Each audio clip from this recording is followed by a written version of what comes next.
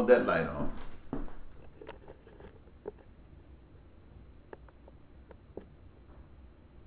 Yes. Thank you. I'm back again. And now the next article that is written, it comes from the Asian American Press, and it was written on the week of January 8, 2010. And this article is entitled, "Do You Mind If I Call You a Fool?" January 6, 2010. Dear fools, if I called you a fool, you would probably get angry with me. But only a fool would settle for the kind of life you are living. When the power that created the entire existence, including you, prepared for you to live here on earth at this time as if you are a millionaire, all your needs getting met. A fool would allow some strange folk to come up with a system that robs them, their children, their parents, and entire family of this heavenly life and settle for only enough to get by with. Many fools can't get by, feeding from food shelves, living in shelters, on food stamps, in the cold and under bridges, committing crimes, going to jail for trying to get by on what the strange folk permit them to do. Anyone that accepts that conduct doesn't matter to these strange folk and don't deserve the good things God has prepared for them and must be a fool. But you are not a fool. You have just been misled. And since you are not fools, I can count on you to stop acting like fools. Many fools invested in what they called the American dream, only to have it stripped from under them. Their homes were taken and sold to the highest bidder.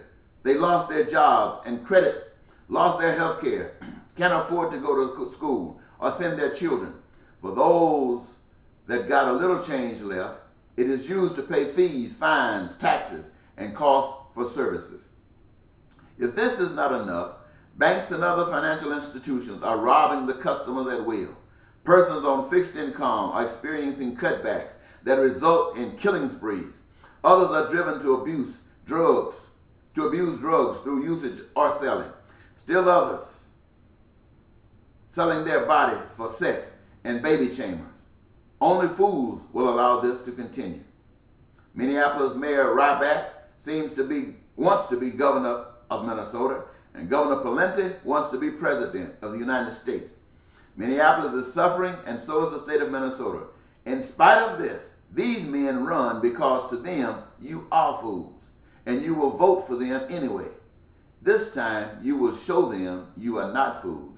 This time they will know that you require them to produce for all citizens, Republicans and Democrats alike. The game of divide and conquer is over. We have learned how big a fool we can be. Now, this particular article, Mayor Ryback ran for re-election, and the people voted him back in. Pawlenty did not get in for governor. I mean, his foolishness became obvious. However, God's message and God's plan was not accepted. And now let me give you another article, most recent. Here's an article that was written, well, it was a letter that was written to churches throughout St. Paul, Minneapolis, and Woodbury, Minnesota. And some were sent across the country. And it reads, May 1st, 2012, Eddie Marcus, Basic Human Rights for All People. Let's change America to paradise. I am willing. I am Eddie Marcus, spokesman and advocate, human rights for all. My motto is that thy will be done on earth as it is in heaven. This means that by the Spirit of God, a successful effort to exercise and assure that all people, more specifically every American, experience their individual and collective dreams in their present bodies on this earth during these times. It is acknowledged that all over the inhabited earth, various systems of government exist, each reflecting life as it is meant to be, with a complicated view, while denying the reality and superiority of the government of God. It is my mission to identify those housing the true Spirit of God, having the goal of usurping control of the American system of government through the process of divine love for God, expressed through the love for humankind, which results in the elimination of selfishness, injustice, bigotry, and bias within our social and economic well-being. I have been instructed to remind all God-loving people, as well as inform the public at large, that God is the CEO of the universe, the creator of all existence, the provider of all necessary elements for the creation of every good and every service required in meeting the needs, the desires, and the hopes of all the people, developing and maintaining peace, prosperity, and joy throughout the land. God has equipped every individual with a gift and talent, enabling each to participate in the creation and establishment of the system, whereby the will of God is manifest on earth, enabling each individual to partake of the divine reward, which is the fruit of God's will. The challenge calls for the people to renew their minds from the systems of government of men that produces the world as we know it to be today, a world racing to meet the destructions and prophecies of Revelation, and create a new mind whereby all people, Americans, are educated in the tools of life, establishing a reservoir of abundant prosperity as a result of participation of all God's children in the making of on earth as in heaven.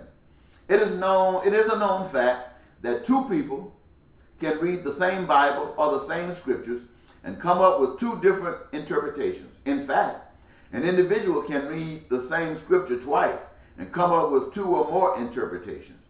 It is this reality which is the reason for the existence of thousands of denominations and faiths and governments, each claiming to be the one more in line with God's will, yet in fact is the representation of division in God, allowing the enemy of God to prevail.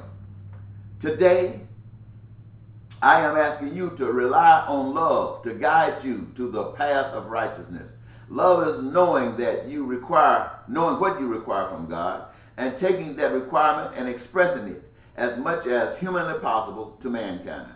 Love requires that you go beyond the Bible and what others have said about God and become a letter of love yourselves.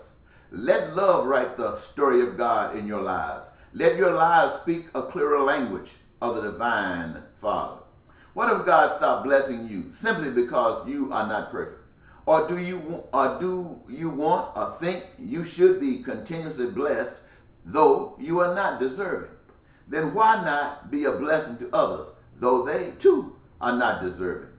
Let those that have a distorted view and understanding of God support the current American system of government by dividing God into a Democrat and a Republican, allowing the continuation down the path of destruction.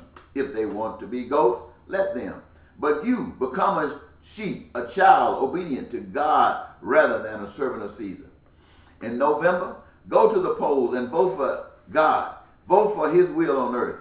Become a tool of peace, prosperity, and joy for all. Committed to change America by writing in Eddie Marcus as the next U.S. president, because America has placed God behind walls of buildings and hidden in the minds of believers. I will not be on the ballot. You must write my name on the ballot. I am the tool that will allow you, by God's power and your will, to recreate America into a heavenly blessing and not a beacon awaiting physical destruction. I'm asking you to do for God what Caesar has forbidden. I'm asking you to share with your congregation, constituents, what I have shared with you. Let us together put God's will on the throne. Do not be a slave to their 501c3 tax codes.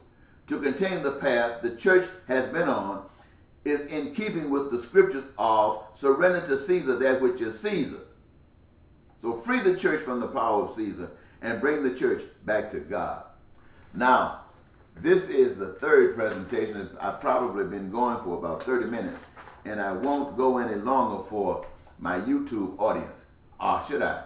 But I also got this for cable, and cable I only got 30 minutes, but I'm going to have to extend myself because I got another little piece I want to say.